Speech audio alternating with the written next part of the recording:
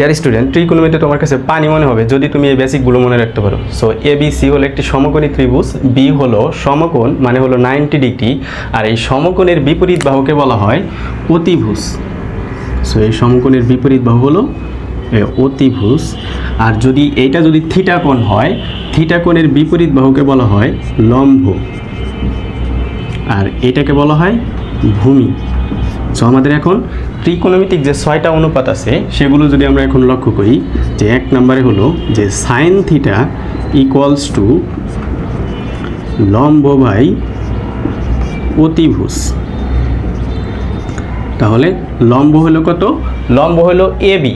So AB লিখতে পারি এখানে আমরা, লম্ব হলো এবি আর অতিভুজ হলো AC. So sine theta equals to AB by AC বা লম্ব বাই অতিভুজ। এরপরে কস থিটা ইকুয়ালস টু হলো ভূমি বাই অতিভুজ। সো ভূমি বাই অতিভুজ, এখানে অতি মানে অতিভুজ বোঝাচ্ছি, যে ভূমি তাহলে এখানে হলো বিসি এবং অতিভুজ হলো এসি। সো এইভাবে মনে রাখা যায় যে সাইন থিটা ইকুয়ালস টু সাগরের লবণতি, কস থিটা সমান হলো কবরে মানে ভূততি। এভাবে অনেকে ছন্দ দিয়ে মনে রাখতে পারে, সো চাইলে তোমরাও রাখতে পারো। 3 নম্বর হলো tan theta, tan theta equals two লম্ব বাই হলো ভূমি। সো লম্ব হলো এবি এবং ভূমি হলো বিসি। এরপরে 4 নাম্বার হলো যে কোস।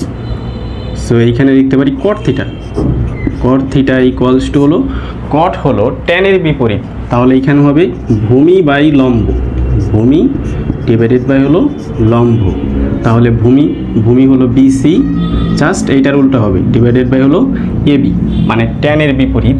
সো এইখানে যদি আমরা লিখি যে কট থিটা ইকুয়ালস টু হলো 1 বাই ট্যান থিটা, বিপরীত, ট্যান আর কট পরস্পরের বিপরীত। এরপর হলো 5 নাম্বার হলো sec theta, sec theta equals to, sec হলো কজের বিপরীত মানে এটা হবে অতিভুজ, অতি মানে হলো অতিভুজ, অতিভুজ ডিভাইডেড বাই হলো ভূমি। তাহলে অতিভুজ হলো এসি আর ভূমি হলো বিসি। তাহলে এখানে সেক থিটা ইকুয়ালস টু হলো 1 by cos theta. So sec হলো কজের বিপরীত। এবং লাস্ট যেটা আছে সেটা হলো যে কোসেক থিটা, কোসেক হলো সাইনের বিপরীত। সো সাইন হলো লম্ব বাই অতিভুজ, তাহলে কোসেক হবে অতিভুজ বাই লম্ব। সো এখানে অতিভুজ ডিভাইডেড বাই হলো লম্ব। সো এখানে অতিভুজ হলো এসি আর লম্ব হলো এবি। তাহলে এখানে আমরা এখন লিখতে পারি হলো যে কোসেক হলো, এই যে কোসেক ইকুয়ালস টু হলো 1 বাই সাইন, বিপরীত মানে 1 বাই সাইন। সো এটা হলো বেসিক জিনিস। এরপর আরও কিছু সূত্র রয়েছে, যেমন এখানে হলো যে ট্যান থিটা ইকুয়ালস টু লেখা যায় যে sine theta by cos theta. এই সূত্রটা খুব ইম্পর্টেন্ট, এটা ম্যাথে কাজে লাগাইতে হবে। এরপর হলো কট থিটা, সো কট থিটা ইকুয়ালস টু, তাহলে কট হলো ট্যানের বিপরীত, তাহলে এখানে হবে কস থিটা ডিভাইডেড বাই হলো সাইন থিটা। এরপর বর্গের সূত্র আছে আমাদের 3টা, যে সাইন স্কোয়ার থিটা প্লাস হলো cos square theta equals to হলো 1, এটা হলো বর্গের সূত্র।